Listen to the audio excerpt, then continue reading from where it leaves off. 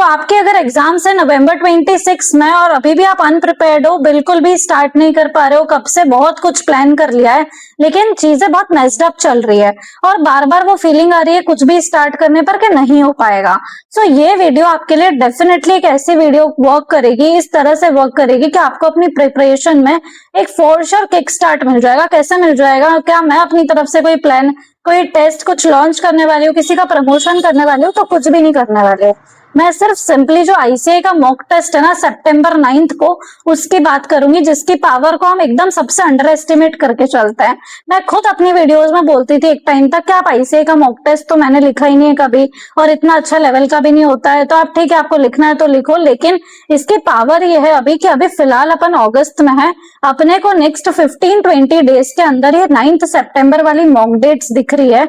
और इस बार आईसीआई ने फर्स्ट मॉक अपना लॉन्च करा है 9 सितंबर के अराउंड और सेकंड सीरीज भी स्टार्ट हो जाएगी 23 सितंबर से। तो दोनों सीरीज के बीच में गैप ज्यादा नहीं है। मैं सेकंड सीरीज की बात नहीं कर रही हूँ, लेकिन अभी वो 9 सितंबर मुझे दिख रहा है।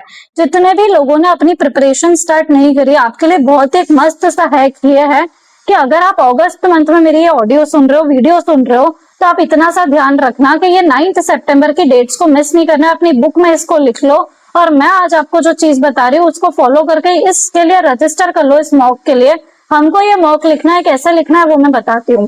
फॉर एग्जाम्पल, अगर आप दोनों ग्रुप्स के लिए अपियर कर रहे हो तो आपका एक ग्रुप तो प्रायोरिटी होगा, वो डीटी हो सकता है, आईडीटी हो सकता है, या फिर सेकंड ग्रुप के अलावा वो फर्स्ट ग्रुप भी हो सकता है, एफआर, एएफएम, जो भी ग्रुप आपकी प्रायोरिटी फर्स्ट या सेकंड, उसमें से अभी फिलहाल कोई एक सब्जेक्ट चूज करो, कोई भी हो सकता है। फर्स्ट ग्रुप का तो मैं ज्यादा बोलूंगी कि अच्छे से एफआर को प्रिपेयर कर सकते हो, और अगर आपका सेकंड ग्रुप प्रायोरिटी तो फिर आप डीटी को प्रिपेयर कर लो। कोई भी एक सब्जेक्ट पिक करो, टारगेट रखो कि नेक्स्ट 10 डेज के अंदर हमको वो डीटी को पूरा प्रिपेयर करना है या फिर एफआर को पूरा प्रिपेयर करना है। और कैसे प्रिपेयर करना है? उस मॉक टेस्ट के लिए हमको एग्जाम में जाना है, उस सेंटर पे जाकर, आईसीआई का सेंटर भले ही आपके यहाँ से 4 से 5 किलोमीटर दूर पे हो, पर हम वहां पर जाएंगे क्योंकि एक ऐसा मीडियम है जिसके मीडियम से हमारी पढ़ाई कंप्लीट हो जाएगी और हमारा एक कोर्स कंप्लीट हो जाएगा। इसकी सबसे बड़ी स्पेशलिटी अभी ये है कि जो आईसीआई का पेपर पैटर्न चेंज हो रहा है एमसीक्यूज में, वो आपको एक सैंपल सिर्फ ये मॉक टेस्ट में ही देखने को मिलेगा। जब ये डिफरेंट मीडियम्स आपको मिलते हैं ना, फॉर एग्जांपल अभी आईसीआई का मॉक टेस्ट है, कभी कोई ऐसा चैलेंज ले आती हूँ, लाइक मैं तो अपने मेंटोरशिप में कोई ऐसा 7 डेज का भी मैं चैलेंज लाई थी। स्टूडेंट्स ने 100 आवर्स तक, लाइक 94-97 आवर्स तक क्रॉस करे उन्होंने 7 डेज चैलेंज में। That's amazing. जो टॉप 7 विनर्स आए थे वो 85 आवर्स से लेकर 97 आवर्स तक टाइम गया था। लोगों ने 7 डेज में डीटी को फर्स्ट टाइम कंप्लीट करा। तो जो चैलेंज की विनर थी, जिग्ना उसका नाम था, उसने 7 डेज के अंदर डीटी कंप्लीट कर लिया। शी स्कोर्ड लाइक अबव 60 और समथिंग, कुछ मार्क्स उसके आए थे इन टेस्ट। तो पॉसिबल हर चीज है। तो जैसे ही ऐसा कोई मीडियम हमको मिल रहा है, हमको फटाफट बिना ज्यादा सोचो उसको कनेक्ट करना है और अपनी पढ़ाई स्टार्ट करनी है। बट इसमें क्रक्स ये है कि जैसे ही आप किसी भी सब्जेक्ट की प्रिपरेशन स्टार्ट करोगे, आपको बहुत सारे बीच में चैलेंजेस आने वाले हैं।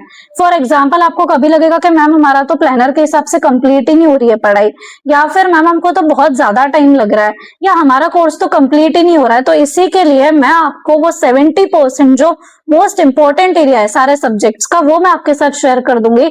आप स्टार्टिंग से ही उसके अकॉर्डिंग पढ़ाई स्टार्ट करो। अगर आपका एटलीस्ट उतना 70% का भी पोर्शन हो गया ना, बिलीव मी, आप आईसीआई के मॉक टेस्ट में अपियर करना and you will tell me exactly कि मैम यस, आपका ये जो 70% एरिया था ना, इसी को करके हमारा काम बन गया।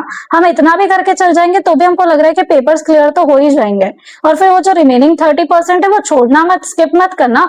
एमसीक्यूज के हिसाब से थोड़ा सा कम प्रायोरिटी पर ऊपर से ओवरव्यू लेकर पढ़ लेना। Got it?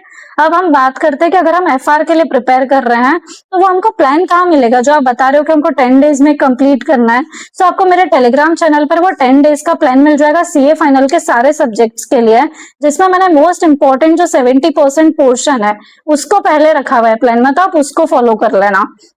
अब कमिंग टू द टॉपिक कि अगर हम ये वीडियो मैम सितंबर में देख रहे हैं तो हम क्या करें? तो आप सिर्फ एक ही सब्जेक्ट पिक करो। लेकिन अगर आप ये वीडियो मेरी देख रहे हो अगस्त के मंथ में और 25 और 31 अगस्त के बीच में अगर आप कहीं देख रहे हो या उससे पहले भी देख रहे हो इवन, तो आपको अभी 2 सब्जेक्ट टारगेट करना है। हमको एक सब्जेक्ट में सेटल नहीं होना है। तो एक सब्जेक्ट तो मैंने आपको बता दिया कि फर्स्ट ग्रुप का आप एफआर ले लो, अगर आप सेकंड ग्रुप कर रहे हो तो आप डीटी ले लो, इनमें से कोई भी एक सब्जेक्ट। अब सेकंड सब्जेक्ट कोई इजी सा सब्जेक्ट ले लो, जैसे कि वो हो सकता है आईटीटी हो आपके केस में, या फिर एएफएम हो, कोई भी एक टफ सब्जेक्ट और आपके हिसाब से जो आपका सबसे स्ट्रेंथ वाला सब्जेक्ट है ना उसको चूज कर लो, अगर आप अगस्त मंथ में हो।